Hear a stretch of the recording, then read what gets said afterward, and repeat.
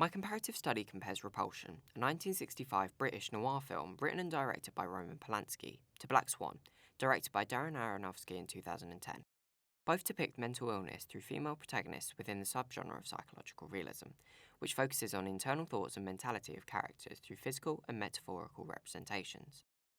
Black Swan is a dramatic masterpiece set in the 2010s New York, where Nina, a ballet dancer, finds herself in a competitive scuffle with a fellow dancer, competing for the season's top role. This rivalry takes a negative toll on Nina's mentality, and through the genre of psychological realism, her struggles are conveyed dramatically and hyperbolically. Repulsion, on the other hand, tracks Carol, a mentally ill beauty worker with a mundane life, as she descends into madness. Rather than being dramatically driven, the use of psychological realism is used metaphorically and for symbolic purposes. I chose both of these films as they use psychological realism for stylized intentions. They also both offer an insight into a rich context of their respective time, but most importantly, they tackle the complex subject of mental health issues. Initial insanity embedded into the introduction of genre. We see first illusions of psychological realism in Repulsion through the opening of the film, where an eye is on screen in an uncomfortable up-close shot centered in the rule of thirds. Credits flow in and out of the eye, top to bottom. They then begin to move outside of the eye, spreading and infecting the shot in different angles and abstract directions. This use of eyes is a repetitive trope in psychological films such as A Clockwork Orange. This gives the effect of a lack of structure and control, which supports Polanski as he describes Carol as a girl with a problem. Therefore, Polanski using an eye in such an uncomfortable composition coupled with the odd editing of the credits alludes to the erraticism and out of the 1960s norm psychological issues later seen in the film by Carol's character. Similarly, Nina is given the challenge to embody two contrasting faces of her role. These faces are costume-driven, a type of mise-en-scene, a skilled inclusion often creatively conveying meaning. The Black Swan is a dark, sexualized part of the psyche that rejects innocence and therefore juxtaposes Nina's actual personality. It's made fully with black outlines, feathers, and gemstones, and alludes to the darkness Nina allows in her life within the film.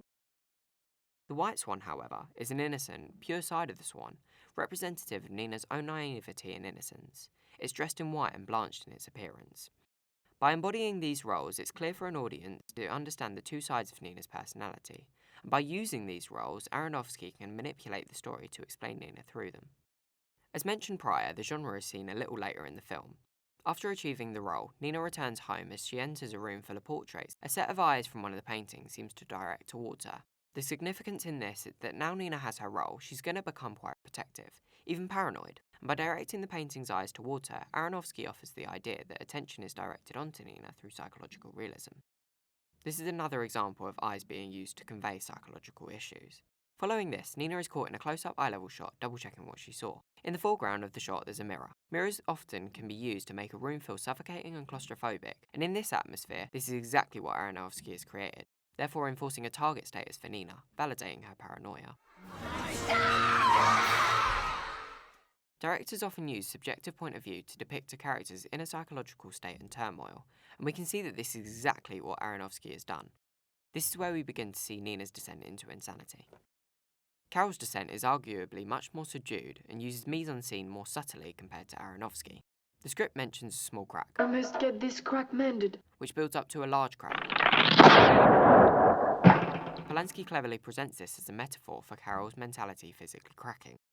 These two events bookend her descent into madness, the climax of insanity. Carol's sister departs for her trip. The audience sees the fear of abandonment and the paranoia that this creates. Carol begins to see visions of figures attempting to enter her room at night as a manifestation of her mind's worries due to her long vulnerability. Developing from shadows into a man entering her room and intimidatingly approaching her, Carol envisions herself being raped. In a cluster of jump cuts depicting the ordeal, the cinematographer stresses the disturbing violence of the scene. It's unsettling for the audience, particularly of the pre-desensitized 1960s. Due to the fast-paced cuts reflecting the traumatic situation, the editor has worked exceptionally well with the cinematographer, producing a rather visceral scene. Carol was made a symbol for the vulnerable women of this time through this. Marital rape was only made illegal under the Sexual Offences Act 2003. Due to the lack of many rules like this legislation, in the 1960s the crisis of rape was extremely apparent, and when acknowledging this it can connect to Carol's visions. Nina's peak of madness begins with the consumption of a suspicious pill with the persuasion of a rival dancer. It sends Nina into an intoxicated state of daze-like confusion. Like Repulsion, the climax relies heavily on editing, but rather for fear, it's for the disorientation of her perspective. Beginning the scene, the editor has run the sequence with fast rapid cuts, switching between Black and the scene. In doing this, they've successfully conveyed the way Nina is experiencing the drug so chaotically, with a lack of control on her perception. It's safe to assume the drug Nina is taking is ecstasy, a stimulant and psychedelic drug that affects the brain in many ways. Upon my research, I identified some issues with the drug that we can see in this scene. Trouble concentrating and the inability to process information. Nina's insanity develops following this.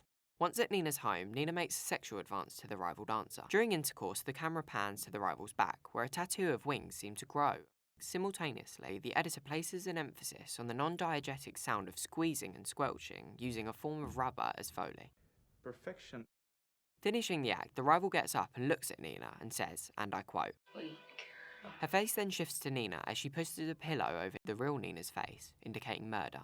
In doing this, the audience gains the understanding that there may be danger in what Nina's just done. The day after, it's revealed that none of what happened was real. In fact, it was a false reality created by Nina, therefore exampling her instability and insanity. It's now important to note that both Nina and Carol are paranoid, and in this paranoia, both manifest things they deem most terrifying. For Carol, it's the idea of rape and violence, whereas for Nina, it's the idea that she becomes imperfect. She takes drugs and engages in impure acts. And because of their respective situations and environment, both have driven to insanity where they do picture these occurrences.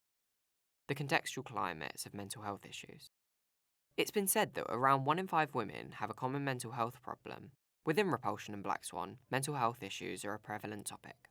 Carol was of the 1960s Britain, where the understanding of psychology was not highly developed. In fact, the lobotomy only began to fall out of favour in the 1950s and 60s with the development of antipsychotic medication. This may be the reason for why the portrayal of mental health issues are much more subtle than in Black Swan, as during this time there was not regular conversations on the topic. Today the understanding is much more developed. It's been said by Will Caldwell that it's no secret that there's a link between the use of media and eating disorders. It often sends a strong message that thin, white and able bodies are most desirable, and by extension, that all other bodies have less value. Because of these societal pressures to be the beauty standard, dancers often develop eating disorders. Nina is an example. Multiple times throughout the film, we see Nina's bulimic tendencies as an unhealthy way to cope with her mentality.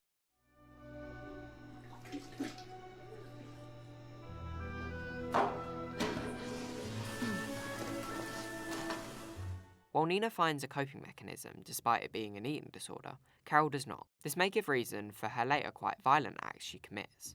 Or maybe why throughout the film we repetitively see stable shots of Carol ogling into space without explanation. Deathly consequences of madness. In the peak of insanity, both protagonists in both films act in hysterical violence and perform murder. Nina acts emotionally and erratically after the rival antagonist makes a final attempt to cheat her out of her role of Swan Queen, and in a frenzy, Nina attacks.